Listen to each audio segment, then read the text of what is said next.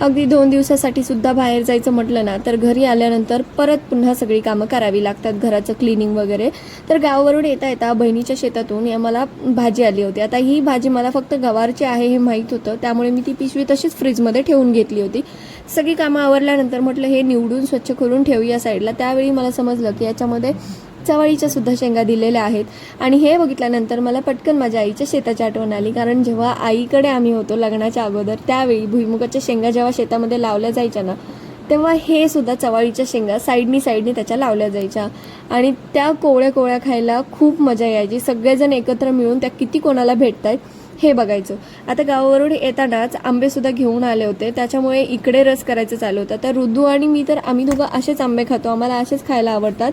रस कधीच नाही खात आम्ही, पण आहोंना मात्र रस लागतो, प्रॉपर बनवलेला रसच त्यांना लागतो. ते आंबे कट करून किंवा असेच आंबे कधीच खात नाही.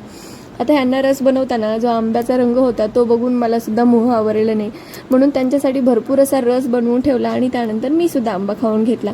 आता हे सगळं झाल्यानंतर संध्याकाळी डीमार्टला किराणा खरेदी करण्यासाठी सुद्धा जायचं होतं. आता जायला आम्हाला खूप वेळ झाला होता. मग आईस्क्रीमचं स्टॉल जर बंद झालं तर काय, या प्रश्नामुळे आम्ही अगोदरच आईस्क्रीम खाऊन घेतलं होतं.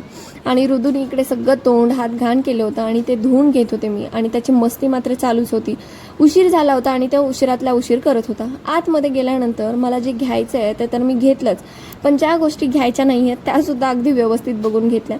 आणि माझं हे नेहमी असंच होतं, जेव्हा पण मी कधी काही खरेदी करायला येते ना तेव्हा जे घ्यायचं ते तर घेऊन घेते, पण जे नवीन दिसतंय ते बघितल्याशिवाय मला पुढे जावतच नाही. सगळ्या गोष्टी बघून घेते आणि मग पुढे निघते.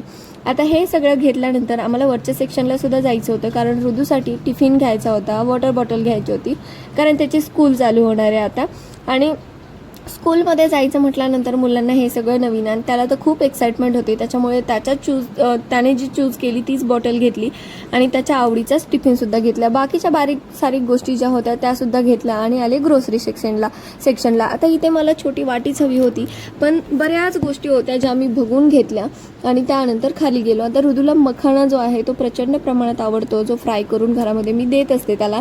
तर इथे मखाणा दिसला की त्याचं सुरू होतं की मम्मा घे, आणि तो तिथेच खायला सुरुवात केली. आता ते अलाव नाही आहे डीमार्टमध्ये ह्या सगळ्या गोष्टी करायला, तरी पण त्याचं तेच चालू होतं. म्हटलं चला आपण बिल करू आणि बाहेर जाऊ. मग त्याच्यानंतर बिल करायला गेलो, बिल केलं आणि बाहेर आलो. तर असा काही गेला आमचा आजचा दिवस, कारण खूप बिझी शेड्यूल होतं. आणि डीमार्टमध्ये गेल्यानंतर 1 तासासाठी जरी आलो तर 2-3 तास निघून कसे जातात काहीच अंदाज लागत नाही. खूप वेळ जातो, कारण आपण इकडे तिकडे फिरत असतो आणि सगळ्या गोष्टी बघत असतो. तर असं काही होतं आजच्या दिवसाचं शेड्यूल. कसा वाटला व्हिडिओ कमेंट करून नक्की सांगा. भेटू नेक्स्ट ब्लॉगमध्ये, तोपर्यंत बाय.